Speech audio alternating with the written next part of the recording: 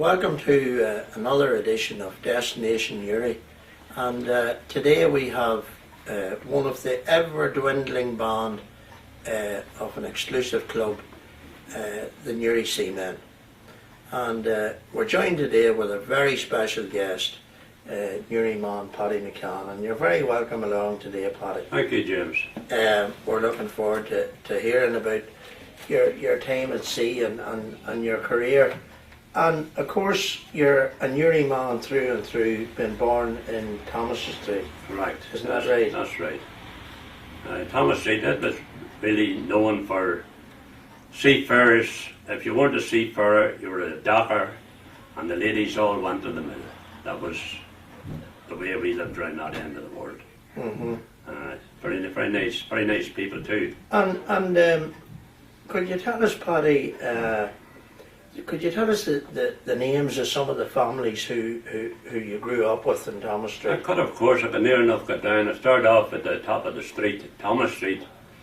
You had Ferns, you had Johnsons. Johnson's was a seaman in there, John Johnson. He was engineer and fireman at Fisher's Boats. Then you had Johnny Hawkey. Johnny, I think he's a Bestwood man, worked in the gasworks. That'd be the father of Noel Hawkey, you know Noel. Mm-hmm. And then there was Campbell's. There was MacDonald, Susan MacDonald, and then there was Big Eddie Waters. I don't know if you remember Eddie or not, the Whites and Waterses. Then there was Cowan's. There was the Burnses. Remember that tragedy that time in 1953? Yeah. Where four members of the one family were gassed in Thomas Street. Yeah, well I remember getting the news that morning. I was on a ship called SS Mead, a British and Irish steam packet company. An uncle of mine took me there, Francie Duffy. One of 5 brothers that went to sea from my mother's side. And after Burns's, you had Tommy Shields. Tommy was a bookmaker. Oliver Shields, now his son, does the green grocery. That's right. Then after that you had Hollywood's. Hollywood's was Ginny Hollywood there. Ginny finished up. He was engineer on Fisher's Boats. He was on the yoke with me years ago. He was greasing on the yoke, and he worked his way to the engine room, to engineer. Then you had McCabett's, was a connection of Hollywood's. Dermy, he was in the fire service. Them times the fire horn went, you jumped on the bike and you paddled like hell to get the Linen Hall Square to the fire station. Mm-hmm. And after that you had Panties. There's a couple of boys in the Panties, a couple of girls, they went to America. And then you had Eddie Gray. Eddie was an old seaman too, fireman. And his son Willie done a bit at sea as well. That was Gray's. And then you had McParlin's, Patsy McParlin.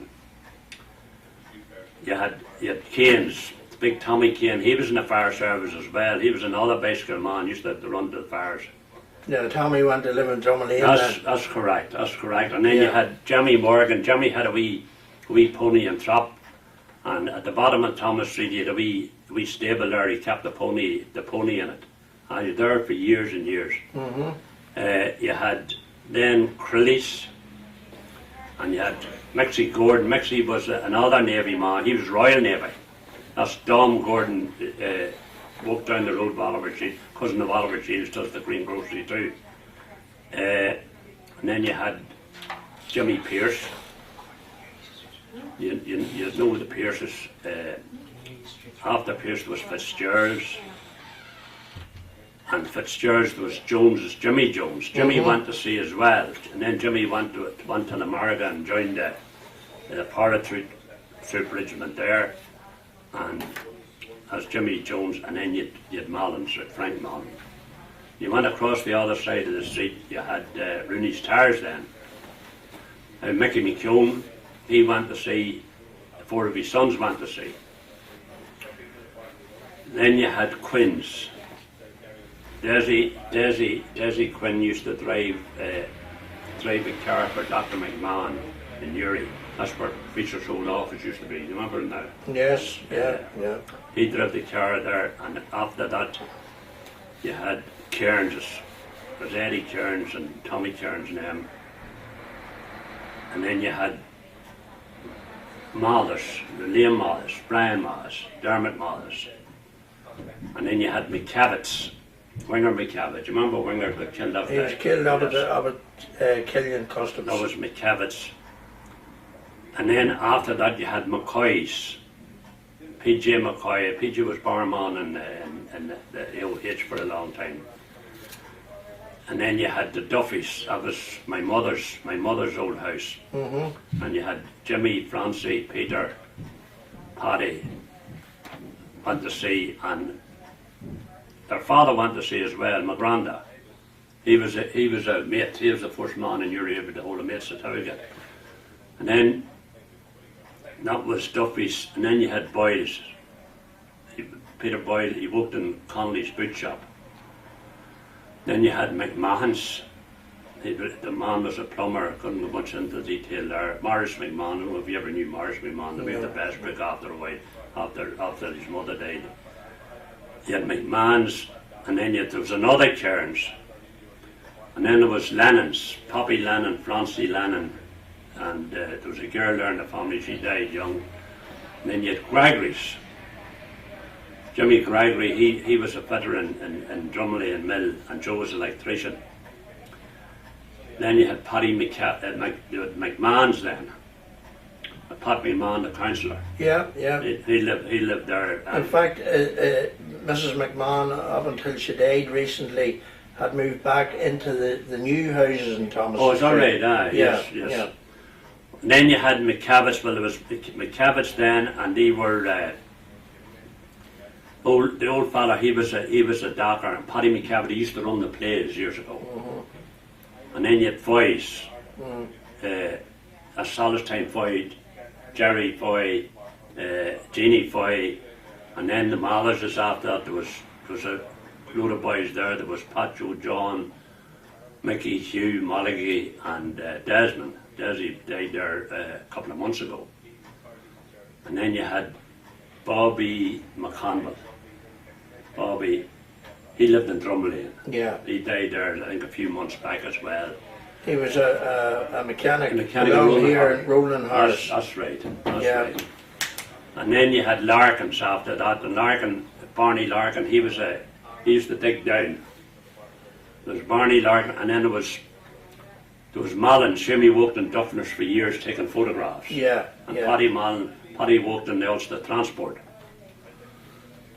And then after that there was Henry's. I wouldn't tell you the connection to Henry's. And then there was Donnelly's.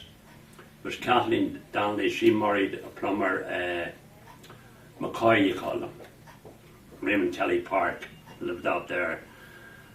And then at the Pierces again, that was connection to the Pierces in Thomas Street. They used to live in North Street. And you went from there, Pierces, and then you Tom Kelly, the councillor. And then you had Gorman's, Jim Gorman. He lived along with the two aunts there. And you had a fella called Two Bras Murray's, lived in the end house. So that was Rooney's Towers in Thomas Street, 52 houses and all. So, Paddy, a great sense of community. It was great, a lovely community. And all the houses in Rooney's Towers, most of them, there'd be dunkels out the back, and most of the houses would carry maybe a half a dozen laying ends, you know. Yeah. So you were never stuck for a good fresh egg. Yeah. I remember one of the early tenants in Drumlane telling me Drumlane Housing Estate was built in 1952, and it was a serious attempt by the then Urban Council to address the serious state of the housing stock in Europe. And a lot of people from the Thomas Street area relocated, like Paddy Maguire and Paddy Cowan, people like that, they moved over to Drumlane. But I remember one of them telling me that in Drumlane then, nobody had anything, but the community had everything. Yes. So there was that community sense that you could get it if the man next door, if your mother hadn't got it, the woman next door did, or if your mother gave her something, or and we've lost that, Paddy, haven't we? Yes, we have. But a funny thing comes to my mind on and off. I don't know if you knew Paddy Lundy. I did. Paddy was on a ship with me called the Ambassador. And that time the houses wasn't too long built in Drumlane, and they all had bathrooms. Our bathroom before was a galvanised bucket. And Paddy would say to me, "Now Paddy, when we go home, don't you be afraid to come over to our house," he says, "and have a bath. All you need to take me is a towel." And I was getting this every day of the week, you see. Yeah. So we paid off in Newcastle upon Tyne, and Lord and behold, we get to Edward Street station, and who was standing in the station? Only Tom Lundy, Paddy's brother. And he says, "Our fella, what are you doing there?" He says, "Hop on," he says, "but get off at Dublin Bridge." He says, "No, get off here." He says, "No, no point walking the whole way," he says, and us living in Drumlane. He says, "That's what I'm here to tell you. We're back up High Street again." And no bath. So that was that hitting the head. So that was your invitation cancelled.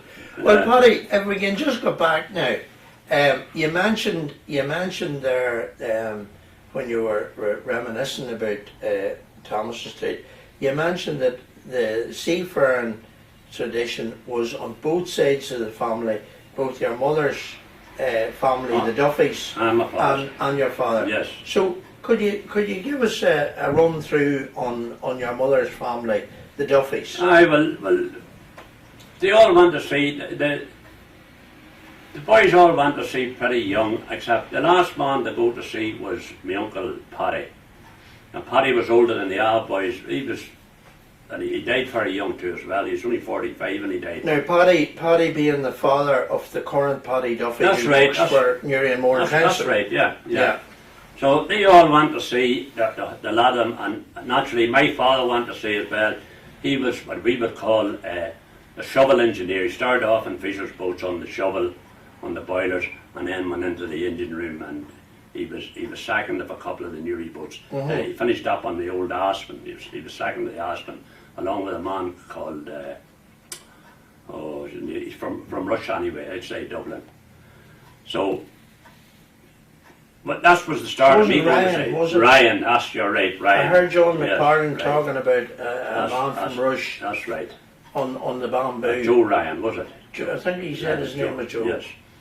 So. But one of your uncles also has a famous namesake, Francie.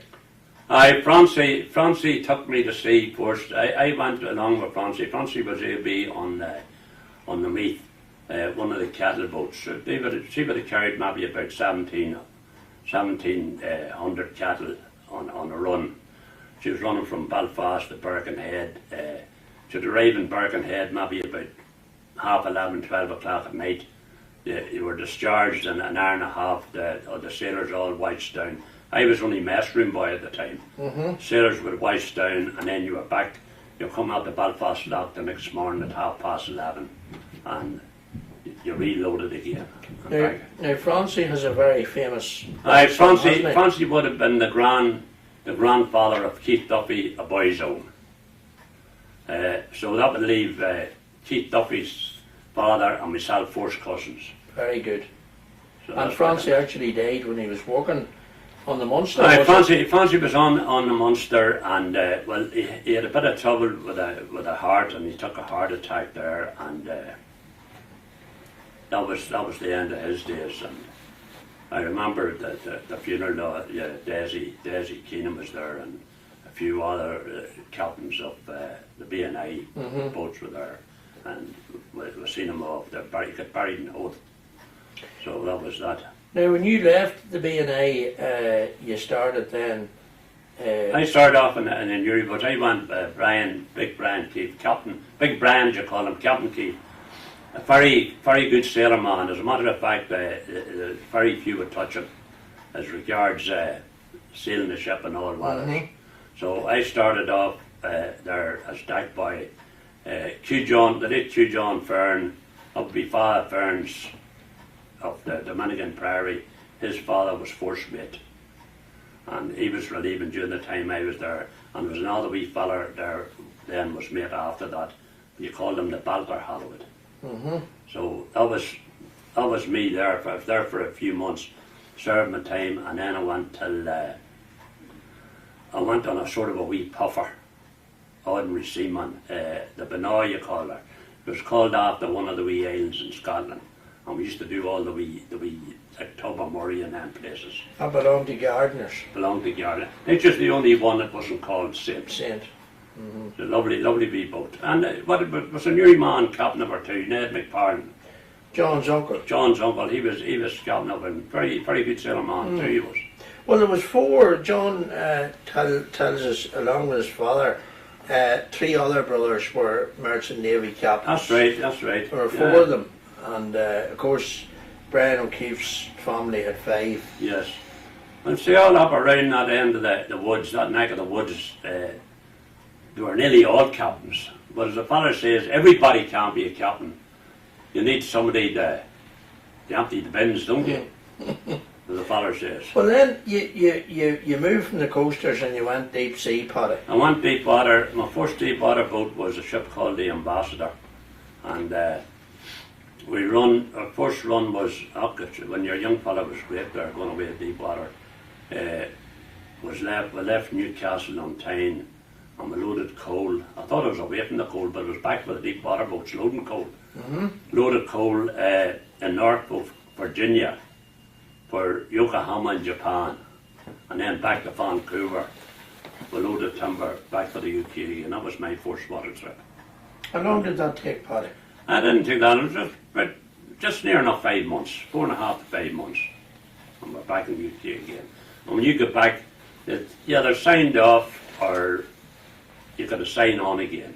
But most seamen, once they've done their trip, that time you could walk off one ship and onto another, no problem. Yeah. You would have signed off, went home and had your leave, went to the pool, and you could near enough take a ship of your choice.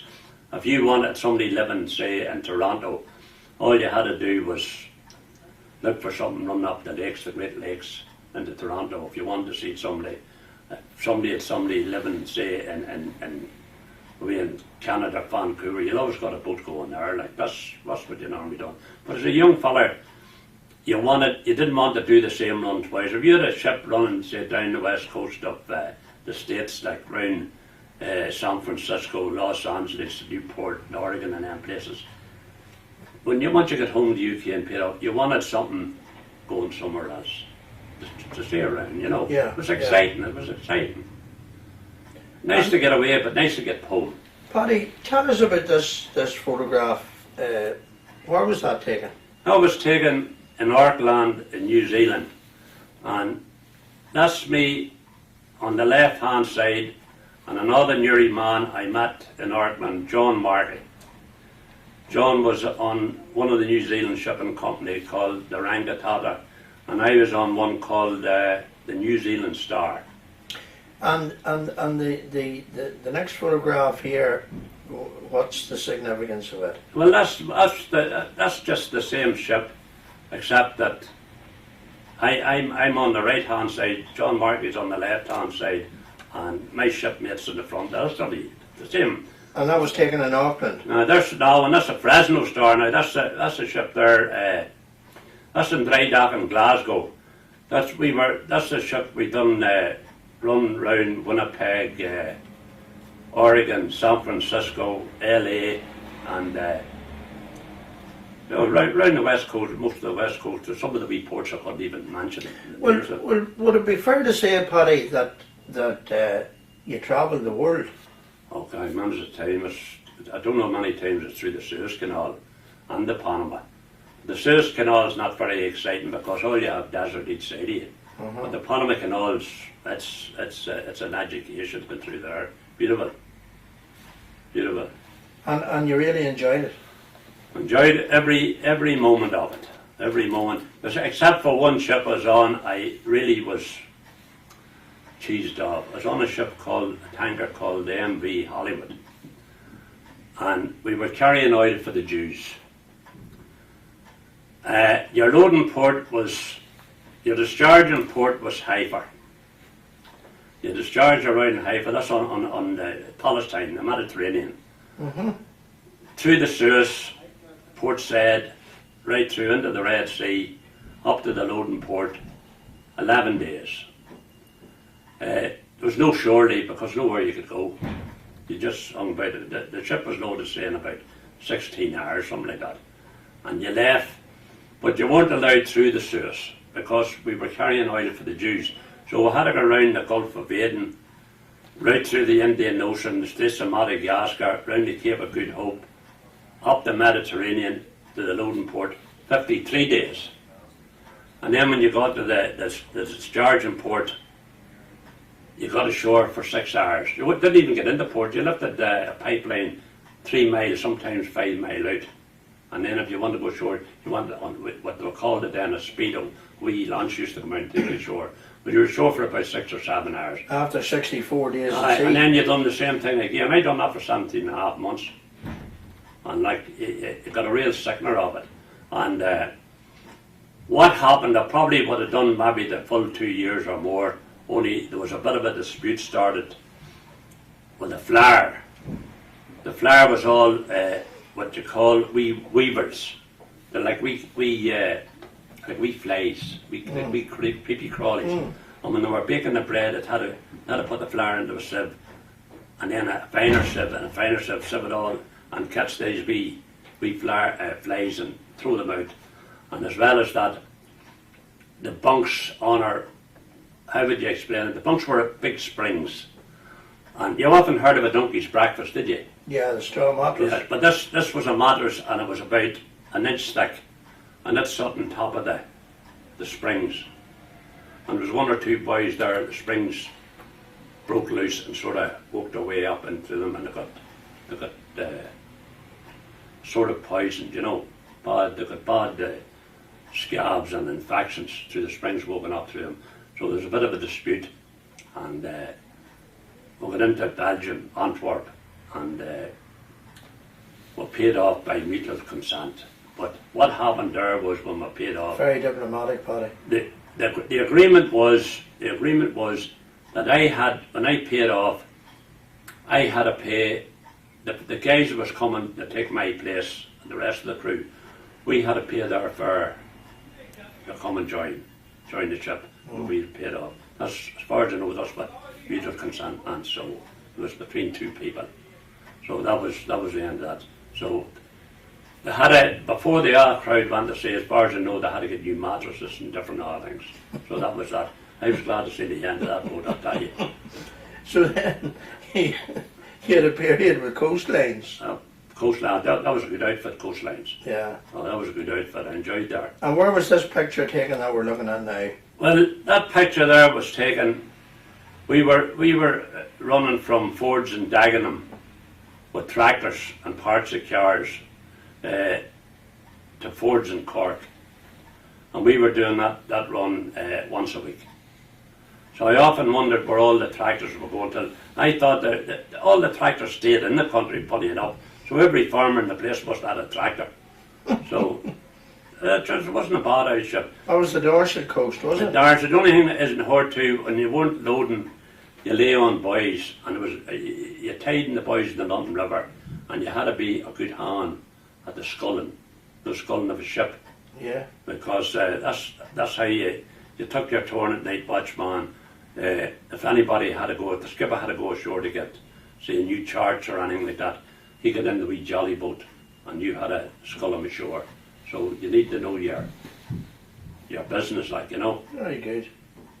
And how long did you do with Coastlines? I was in her 9 months, that boat, and then I was on the Mount Stewart. She was more or less Coastlines again, but you call it Max of Belfast. She across Channel Greenham. I was posting at her, and I was posting at Pacific. Pacific was she was an intermediate passenger boat. She was general cargo, and she carried 14 passengers. And the summertime you'd get married couples and that coming round the coast, as you know, do the rounds. It would take about a fortnight. And then I was on the Adriatic coast. The Adriatic, she was the relief ship for all the coast boats that went into dry dock. She would take over.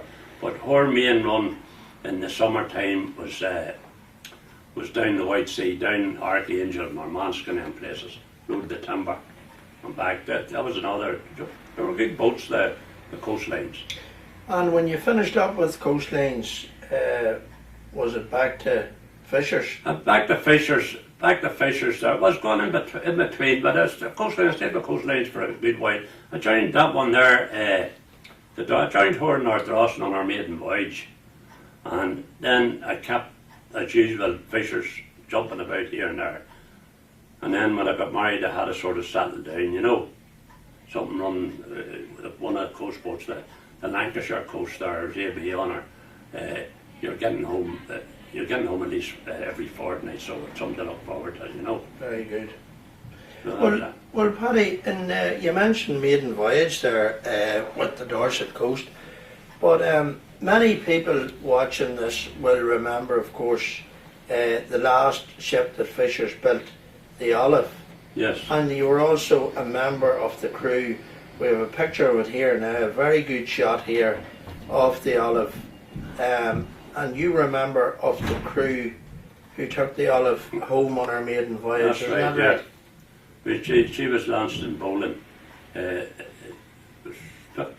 63. December 1963. 63. Well, I was on a ship called the Buffalo at the time, and I just happened to meet Captain O'Keefe, and he said to me, "There's a new boat coming out, and would I fancy her?" Mm-hmm. So I was on. I don't know why I went to her, because the boat I was on, I was relief man between the Buffalo and the Bison, and I don't know why I went to the Olive. Now they both belong to P&O. That's right. Yes. Yeah. No, the Buffalo and the Bison, the new ones are P&O. Yeah. But the old Buffalo and Bison belong to coastlines. Yeah. Yeah. Who were taken over by P&O. So I said to myself, like, I don't know why I left them to go in the Olive, because I was getting rest period every 2 trips. You know what I mean? Mm-hmm. So when I went in the Olive, she was running around just nearly the Blythe, one point to Blythe, and you got one night, maybe a week or a fortnight at home, which I was worse off, really, you know. But don't know why, but seamen do them things. They used to say years ago that there was 99% or 95% of the men that went to sea was Egypt, and the other 4 was trying to let on the wood. I don't know if it's true or not. Well, Paddy, for fishers and for a small coal boat collier, the Olive would have been high-tech stuff. Everybody had their own cabin. Well, no, it was very good, but it could have been better. But Fisher's policy, them days when he was building a ship, they have no frills. Yeah, they were Spartan. Yeah. The bare necessity. Bare necessity. But saying that now, it was comfortable. I thought it was, and she was say without fear of contradiction, she was one of the best sea boats ever I was in. Yeah, everybody says that. Yeah, she was brilliant. I mean, each compared her. I was on the yoke there when she was only new as well, and she couldn't even make a drop of tea, and especially when she was late ship. Now, Paddy, we've just mentioned about the cabins there. Every man had a cabin, and when you retired, you started making models. And we've got a model here. We've got a model here that you made for me. A model of a Fisher ship, the Carry. Yes. And this was a very iconic ship in the Fisher fleet, built in 1938. It's the first motor ship to join the fleet. Mm-hmm. Now, could you just explain to people watching? Could you explain now, for instance, there was a crew of 9 on this ship. Mm-hmm. Where did the crew live? Well, if you take this section of the boat here, the bow, it was divided in 2. And the sailors lived in the port side here. That's on the left-hand side. That's on the left-hand side. Yeah.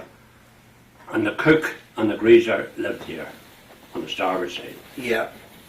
And you had a wee mess room, both sides there. Mm-hmm. In here, with these 5 portholes at the front there, you got the first mate.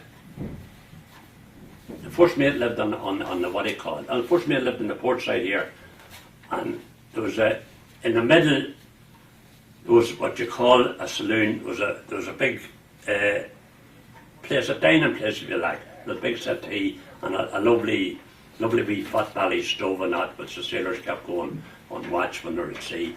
And the captain lived on the starboard side, there, a wee room on the starboard side. The room would be about 7 foot, be about maybe 4 or 5 foot. Just big enough, you know. And down at this end here, naturally this is for the cargo. And down here, on this side here, on the port side, you would have the chief engineer. Round at the back end here, the saloon, where they would take their food. Mm-hmm. On the other side, you'd have the second engineer. But there wasn't an awful lot of space, and it was very uncomfortable because you imagine coming back, the winter you had this year here, coming back, and this is all steel. It's not like in your own house there where you have cavity walls and insulation. You'd bare steel here. Mm-hmm. And the only insulation on them ships was, if you can imagine, paint and wee minute bits of cork was sprayed onto the wet paint, and that was the insulation. So when you went home on the winter time, you're getting a weekend in Uri, you went home, say, on a Saturday afternoon, and you weren't joining the ship until Monday when she was getting her ready for sea. Your clothes was lying there all weekend, and they were damp, soaking wet, and you put them on you. Like, there was nothing very nice about it, you know, but it's just one of them things, either you're made for it or you're not made for it. You're not. But there was nothing to encourage people. Not at all. And another thing too, see, when you're a young fella, you imagine, when I get to sea first, I'm going to see the world. Like, if you joined one of these boats here, especially the old steamboats, this boat here had a wee range. He was running down the Channel Ladies in the summertime on the tomatoes, the strawberries and that.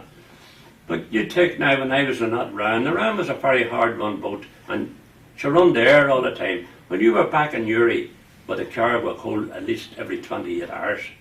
Mm-hmm. And I never seen, the first 3 months on one of the Uri boats, I never even, the nearest I got to going ashore in Garrison was running up to the wee shop to get groceries, maybe something for the cook or something like that. I never seen ashore. The only time you come, you got a night in Uri, but you never. Now, the leg of the just to look at the model itself, Paddy, there's the detail is really intricate here. How long does it take? How many hours, roughly, would you say? Well, everybody does ask me that. I couldn't sit down and make one of these from like in one go. I would have to go in. The nearest I got to counting the hours would be between 50 and 53, because there's days I'd go in, sometimes I'd make a wee fluke in one of them, and I'd have to say, go in and sit and say to myself, now how am I going to get myself out of this mess? But I'd do a wee bit, and then for about an hour and a half, 2 hours, a bad day, a rainy day, a windy day, something like that. But in the summertime, I don't want to be going into my shade. I'd rather be in the garden or something like that. It's an absolutely But tremendous... about 53 hours in the whole, is it? And people doesn't realise the work, because and I would rather paint the ship itself to carry, than paint that, because very tiddly work, and as well as that, you're making wee bits painting them. And well, the detail, as I say, really is exquisite. well, it's nice when you make a ship for somebody and they appreciate it. It's absolutely beautiful, you know. And I've seen several examples here work, the people that are fortunate enough to have them around the town. And a couple of years ago, Paddy, you made a ship here. We have a photograph for the Benedictine monks. That's right, in Rostrava, isn't that right? Yeah. And tell us about that, Paddy. Well, the Benedictine monks were coming to Rostrava, and they were very short of money. And as far as I know, there was a woman, her son was Brother Mark, and this woman was talking about the monks and all that.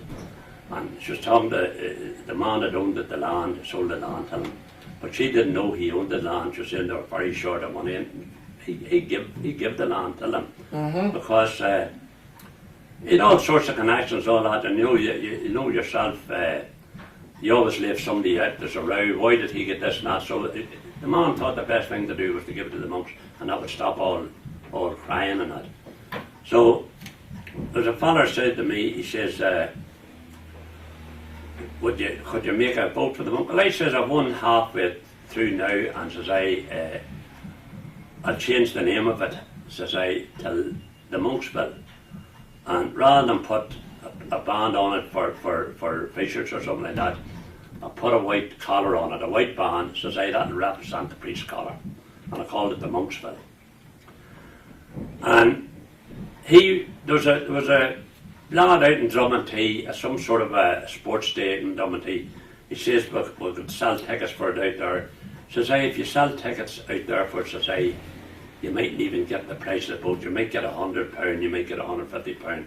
So the best way to do, say we'll get the tickets made, and says I, we'll hold the tickets, put a date for 3 months, and say that'll give us time, say, to go around different places and sell the tickets. So we went as far as Dundalk. And how did it finish up? It finished up that time with over 3,000. It was £3,300 plus. Brilliant. Odd money. Brilliant. And there was a fella from what do you call one at Mortar. He used to do a bit of painting. Colin Mortar. He's dead now. He was a painter. He used to do a lot of work for the brothers, the election brothers and them places. And he won it. He won it. So he died 2 years ago. Yeah, he's really a young man too. There's actually a photograph there of the presentation as well. Right, Jim Gorman was there, and Joe Hughes. Joe was the treasurer there for it, and myself, and I think that's. And you made one then for Jim for MS, didn't you? I made one for Jim, and I made one for the hospice. So the hospice, I never raffled the hospice. I gave it to them and told them they could raffle it off if they wanted. It was a sailing ship, so they said they were going to keep it.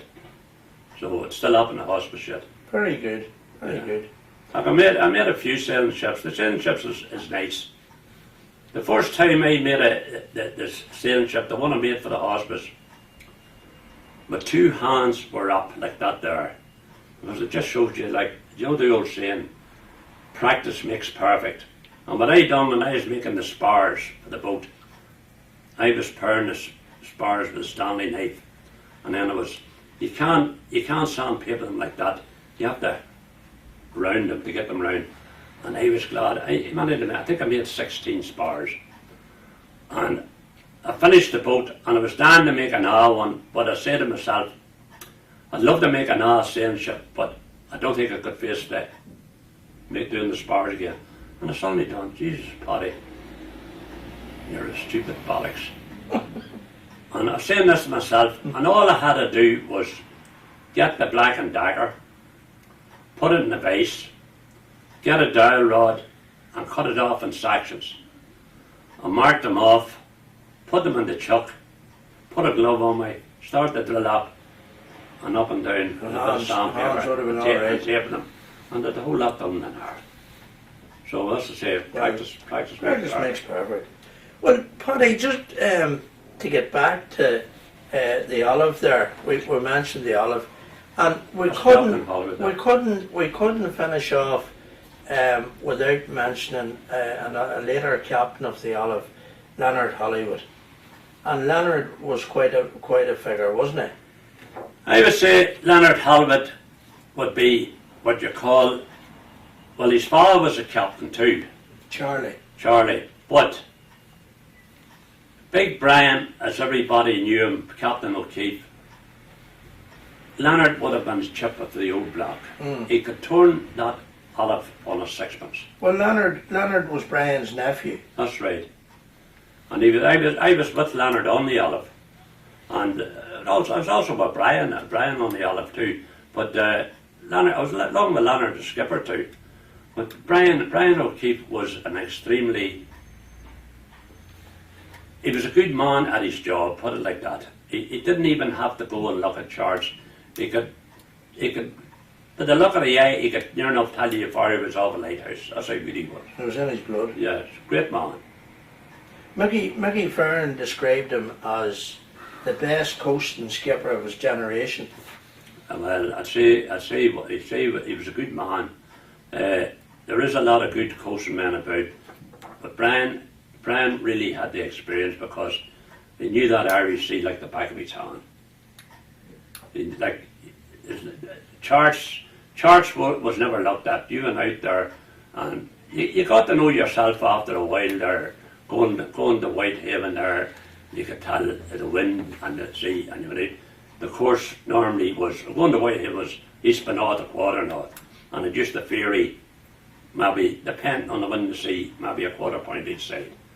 But Brian was exceptional there. He could get a chart, and you had the longitude and latitude lines there, and he could do a circle with a compass and put north, south, east and west, and he could get the parallel rules and work of that there on the atlas. Didn't need it. The only thing with the atlas was it didn't show you the wee rocks and things like that were what on the chart, you know. But he knew exactly what he was doing either. And Leonard obviously followed. Oh, Leonard was a gifted man too, and Leonard knew. Leonard was not Westminster Dragon. Sure, he knew that. He knew that Mersey better than anybody. Mm-hmm. But he had Liverpool pilots. Oh, he has. Just a good man, like. So, Paddy, in conclusion, when you go over today to Dublin Bridge and Bridge Street, sad memories. Okay, it was nice. When we were young, when we were small, that was my first stop, me and a couple of lads on a Sunday when we came out of Mass. Any boats that was in the basin there, the bamboo or the pine or the aspen, we were down and were automatically up in the wheelhouse. The wheelhouse was never locked, and we were captains for the day, playing about there, you know. It was great. At the man's of the time, you always had maybe 3 or 4 fishers' boats in Uri, and then when they were boiler clean, they were always stuck away up down there, the top away at the fisher's office, there when they were getting the boiler cleans now. And happy memories or sad, tinged with sadness. Well, if I had to do it all over again, I would do the exact same thing all over. But do you miss the old days in Thomas Street? And I like Thomas Street because neighbours were neighbours then. Like where I'm living now, I'm 30 years living where I am now, and sure, I only know the immediate people beside me. Up the back, I don't know. We're in Thomas Street. Most of the houses had half doors. The people were lying over them, and going from we lived this halfway down Thomas Street, number 11, and to get up to number 1, it would have took you a half an hour because the old ladies were hanging over the doors, and you'd be chatting to them. It took you half an hour getting up a couple of houses. And if somebody said to you today, Paddy, where are you from in Uri, what would you say? Well, I always say I'm originally from Thomas Street. I mentioned Drumgullion Abbey, but the first is originally Thomas Street. You always think of Thomas Street. Thomas Street. Well, Paddy, on that note, we'll say thanks very much. Oh, thank you, James. It's been great listening, and very enjoyable as always. Paddy McCann, thank you very much. And thank you, James. Just want to say in the last note there, James, thanking you for the work you're doing for the Newry Canal and the people, and thank you for asking me to become what I like to become a member, which I proudly accepted without any hesitation. Well, thanks, Paddy. Thank you. Thank you.